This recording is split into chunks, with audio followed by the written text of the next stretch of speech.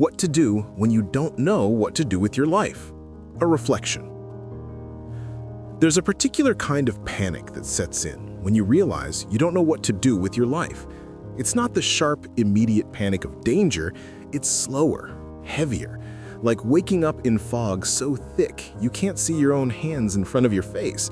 Everyone else seems to be walking with purpose while you're standing still, paralyzed by the weight of infinite possibilities and zero clarity.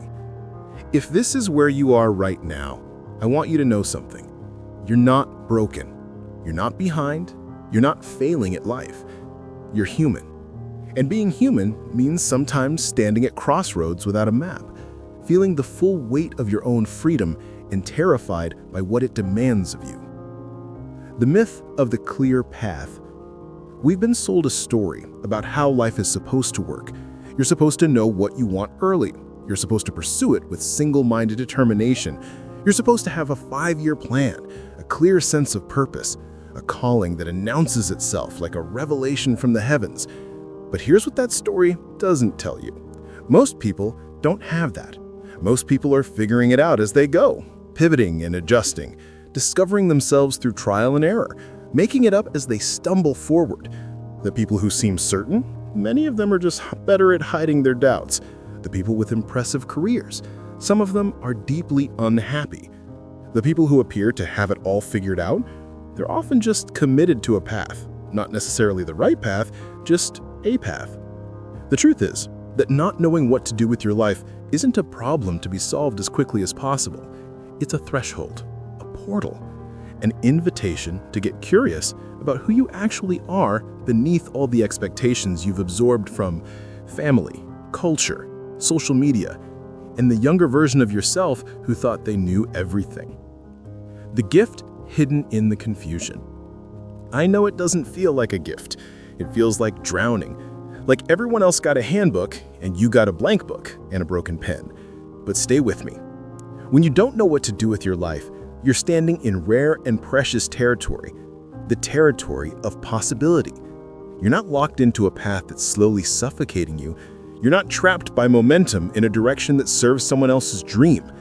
You're free, even if that freedom feels terrifying. This confusion you're experiencing, it's often your soul's way of saying, the old way isn't working anymore. The person you thought you were supposed to be isn't who you actually are. It's time to shed the skin that no longer fits. Growth doesn't happen in comfort. It happens in the space between who you were and who you're becoming.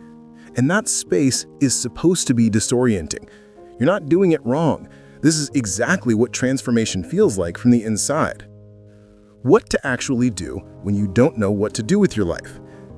Here's the part where I'm supposed to give you a clean, numbered list of steps that will solve everything. But real life doesn't work that way. Instead, I'm going to offer you some truths and some practices that might help you navigate this fog. Stop trying to figure out your entire life. That's too big. It's paralyzing. Instead, ask smaller, more immediate questions. What do I need today? What would make this week feel meaningful? What's one small thing I could try that sounds even remotely interesting? Your life isn't a puzzle to be solved all at once.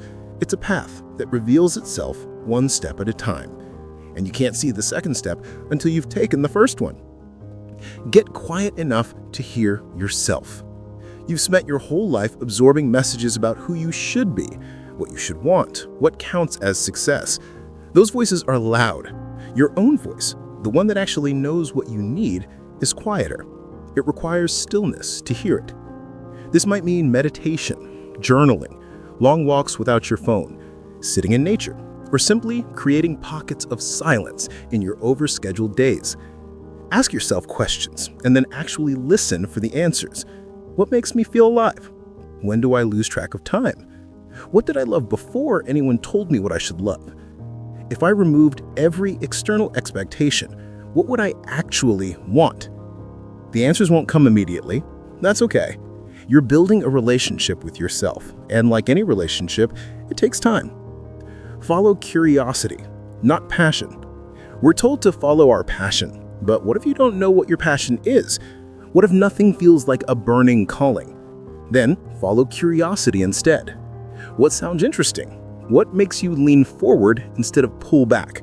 What would you try if failure didn't matter? Curiosity is gentler than passion. It doesn't demand everything from you. It just asks, want to see what's over here? And then here? And maybe here.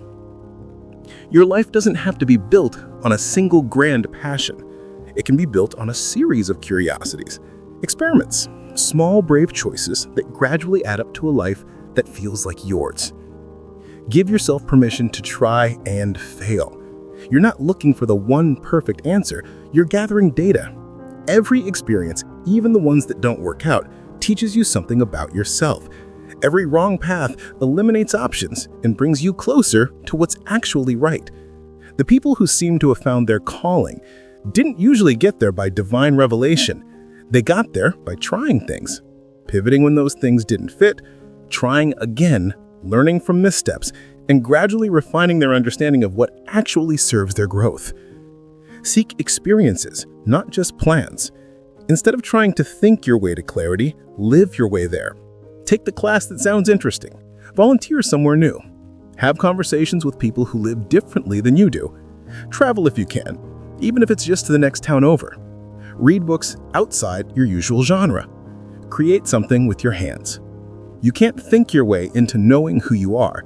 You have to experience your way there, noticing what resonates and what doesn't, what energizes and what depletes you. Find people who get it.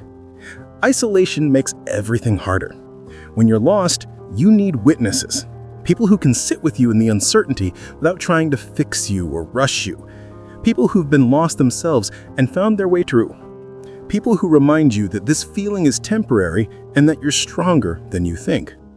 This might be a therapist, a mentor, a friend, a support group, or an online community. Whoever they are, let them see you struggling. Let them remind you of your worth when you forget it. Let them hold hope for you when you can't hold it yourself. Redefine what success means. Maybe success isn't a corner office or a particular salary or achieving certain milestones by certain ages. Maybe success is learning to be authentic. Maybe it's building a life that feels aligned with your values. Maybe it's having the courage to not know and keep going anyway. When you release yourself from narrow definitions of what your life should look like, you create space for it to become what it actually wants to be, which might be more beautiful than anything you could have planned. The questions to sit with. If you're ready, here are some questions to journal about, meditate on, or simply carry with you. What would I do if I knew I couldn't fail? What did I love doing as a child, before anyone told me what was practical or impressive? When I imagine being on my deathbed, looking back, what would I regret not trying? What am I doing now out of obligation rather than genuine desire? What small step towards something different could I take this week? Who do I admire, and what specifically about their life or choices speaks to me?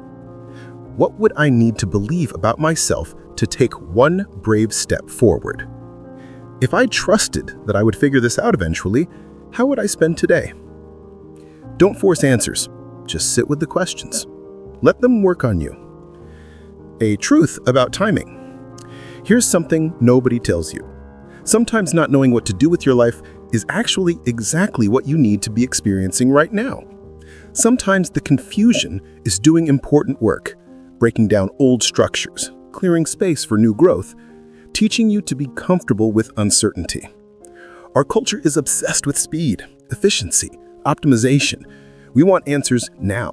We want to skip the messy middle and get to the part where everything makes sense. But some seasons are meant for unknowing. Some seasons are meant for questioning, resting, wandering, being tender with yourself, letting go of what no longer serves you, even when you don't know what will replace it.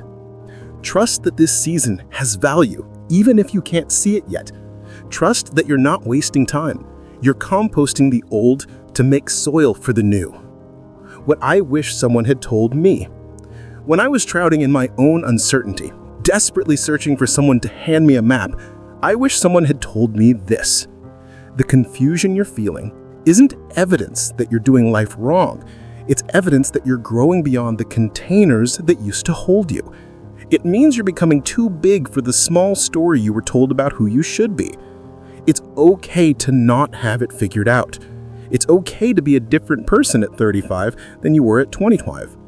It's okay to change your mind, change direction, start over.